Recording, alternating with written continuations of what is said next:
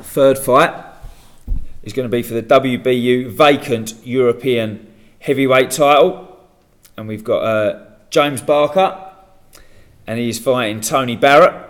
Tony Barrett couldn't make it here today, so you've got the stage all to yourself down there. You're actually trained by the gentleman on my far right as well. I'm going to have neck ache by the end of this one. 10 2-minute rounds. Are you prepped? Certainly ready. Sort of been training hard for the last sort of 8 to 10 weeks. Put through my paces hard. Shown in the gym that I'm ready for the fight. When the fight was offered to us, he took it with both hands, and looking forward to it. And going to put 110% into it again that night. Ben, you're around this guy a lot. Do you believe in him? When I took it, if I didn't think he could do it, it's a massive gamble. Tony Barrett's had 80 fights, 12 titles, and James is, he boxed in the army. So on paper, people go, I had a bit of stick for it. Oh, you're mad. I'm not mad. He's my sparring partner for my fight with Neil, and he gives me everything I can handle, and he pings me all over the place. He is heavyweight. He had one fight in Galvin. He won that fight. He didn't get the decision. And he had 2 fights on this promotion. Had, 2 good fights, and he come away with a draw. And I said to him, "There's an opportunity here for you. Massive gamble. Putting all the pedigree aside of what Tony's done, I believe you can do it. And this is what I want you to do. We're going to get up in the morning. We're going to go for runs at 6 o'clock in the morning, 5 o'clock in the morning. We're going to train 3 times a day. This is what we're going to do, because I bet you any money that he's not going to be doing it. He's not here today. And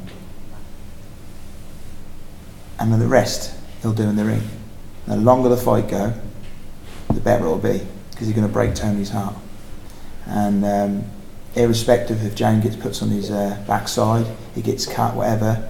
Once he gets going, and he takes a while to get going, we saw that in his last fight in the 4th round. He was ready. So Tony's strong for the first 3 rounds, and with all due respect, he hasn't trained like James.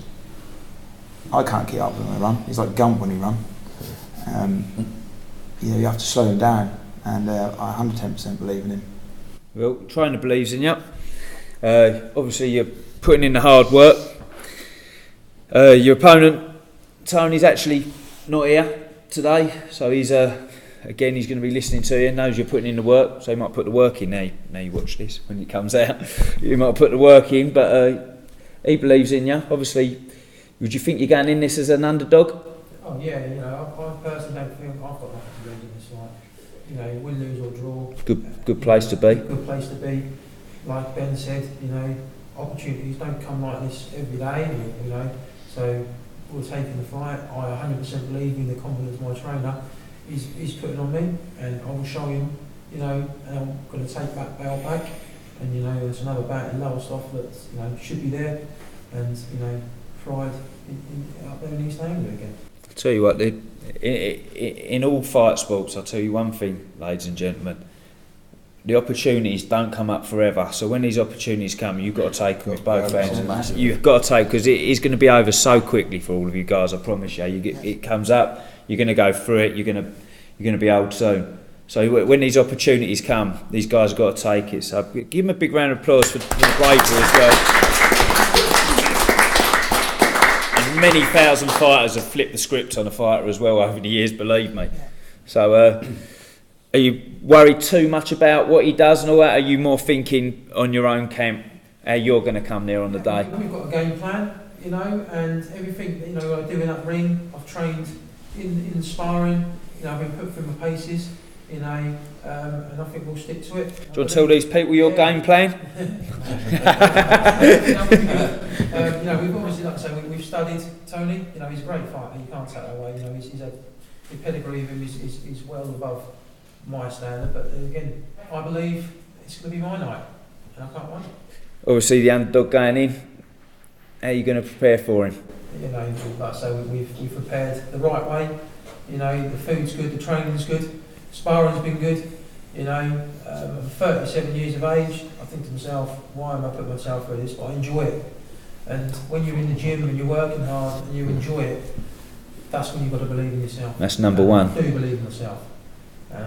If your trainer believes in you, you believe in yourself. He's ex-forces, you see, so he's got that military mindset. He has. Got a few of the boys on, haven't we, eh? Yeah. There you go. Right, ladies and gentlemen, this man's brave. He's come to fight, and I'll tell you what, I've seen many a guy like this standing there confidently, like really showing up on the day as well. So give him a big round of applause.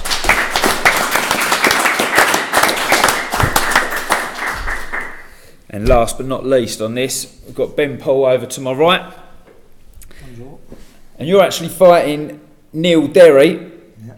And he beat his opponent, Tony Barrett, on the last show. Did the blueprint, didn't he? When I was there, yep. So he had a good game plan for that fight. Yeah. He turned a motivated Neil Derry, not 130 kilo Greg's version. We know we both like our Gregs. We have a little joke about it. He turned up, what was he, 90, 95 kilos, something like that. Motivated, fit, looked well, went out there, weathered the storm, didn't load up, and pulled off an upset. And I was impressed. You was in his corner, weren't you? No, not on that one. Oh, was you not? No. I was Louis' one, wasn't it? I have been in his corner. I know Neil very well. He's a friend of mine. That's the only hard thing about it. It's finding someone that you like because I've business on the day. Yeah, I got no. I will not badmouth him at all. I do respect him. Shame he's not here really, because if he was, I'd definitely get him to bad mouth each other, isn't it? I won't badmouth him. He's a friend before. He'll be a better friend after. Good man. But he's got something that I'm obsessing over. So much so I've finished my career at what I was doing, and I've changed jobs. I've sacrificed everything. Excuse me, I've been an absolute arsehole to be around. I'm training for this fight like that's my first one. And I can't wait. Well, of course, Neil Derry is the current WBU International Heavyweight Champion. And he'll go over 10 2-minute rounds. Ben, let's talk about you a little bit here. You've got a few demons of your own, haven't you, that you deal with in boxing. Do you want to tell everyone about that now? Yeah. If you don't mind. Yeah. Mental health. Yeah. And you help other people with that, with boxing as well, don't you? I've hit it. Not anymore. I do help people with mental health, especially ex-forces, people that suffer with post-traumatic stress disorder. And so where I train, any ex-forces train there, and it is free. And I open my gym up to people. And not just, when we talk about mental health, I'm talking about people with addiction, substance misuse. My gym's well, I call it a gym, it's tiny. It's tiny, but it's big on what we do. And, we've all got demons, haven't we? We all fight for a reason. And I don't think there's any fighter that boxers out there that hasn't got a reason to fight. Mine's personal, as all of it is. And when I fight passionately, because that's what I'm in there. I'm not in there just to win a title. I'm proving something to myself. Got told by doctors, you'll never fight, you'll never become an amateur. I passed my amateur medical, but I didn't get any fights. I was told that you couldn't do this, so because of this, that, and the other. And I proved them all wrong. And I'm here today. Worked my socks off. Got the opportunity to fight for that belt there, and I'm using my OCD to my training. I'm obsessive when I train. Very particular in timings and what I eat and what I do. It could work in your favour. It does work in my favour because I haven't had as many fights as I should have done through politics and different reasons. I haven't lost a fight, and I train the same way. In every fight, I train as that's my first one, and I'm so scared of losing. I'm obsessive about losing. That motivates me. You've obviously got bravery with whatever's going on inside Ben Poole's head. You've obviously got, because you're not the biggest heavyweight. No, in that no, category, you know. And if I was successful in winning that, I would turn around and say, right, I've won that, but let's leave it to the big men. The biggest struggle in this camp is keeping the weight on. What does a Ben Poole, in your own mental state of what you struggle with, what does he look like with that strap wrapped round his waist? I don't know. I think that makes a little bit of history in my small little Lowestoft town. Going forward, I want the lads to go, look, yeah, the trainer's done this. Then I want to say, look, yeah, I did that, but I want you to get that, and I want you to get something better than me. If James had the opportunity to fight for that, I would say set back, let James do it, because I'm not breaking me, I'm about them. But it's something that I can proudly put up in the gym, have a picture with, and think, yeah, I've done that. And then when I get out of my little manic phase, I think, what have I just done? Mm-hmm. Because I will. I'll be like, because it ain't in my nature to hurt people or to fight. If you know me, I'm not like that.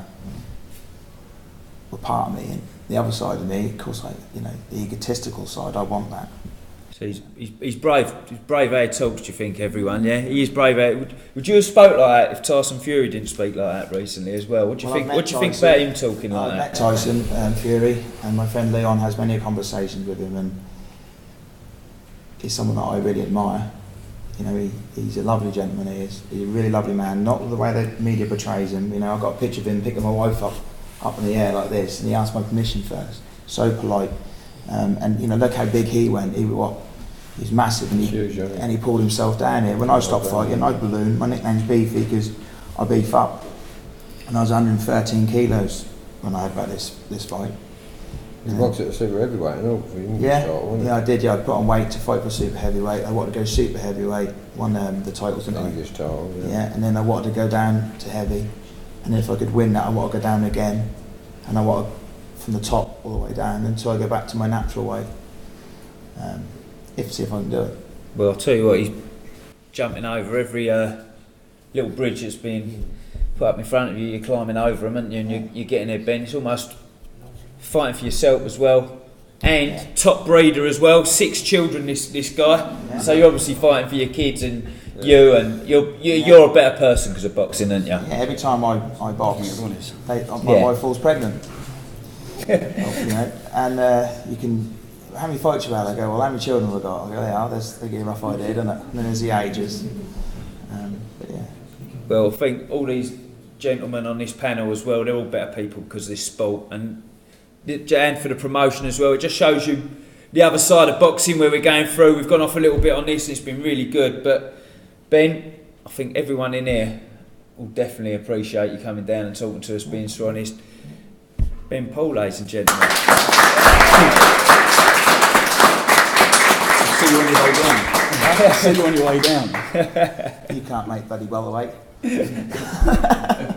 Let's talk about this more actually. What are you saying on the? He's calling him, saying on the way down. He said he's going to start at the top and come his way down through the weights. I said I'll see him on the way down. Well, he wanted to fight me at heavyweight.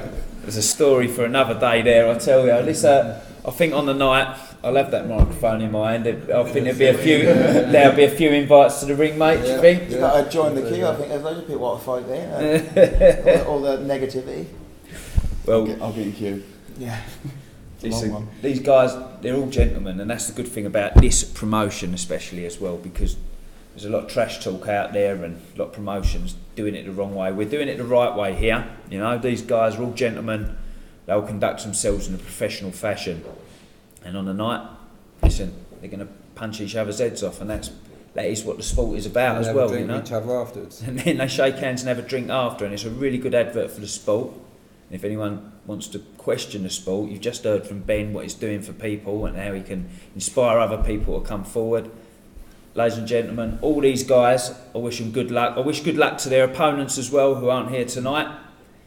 We'll see you all on the night. Let's have a massive round of applause for all these guys.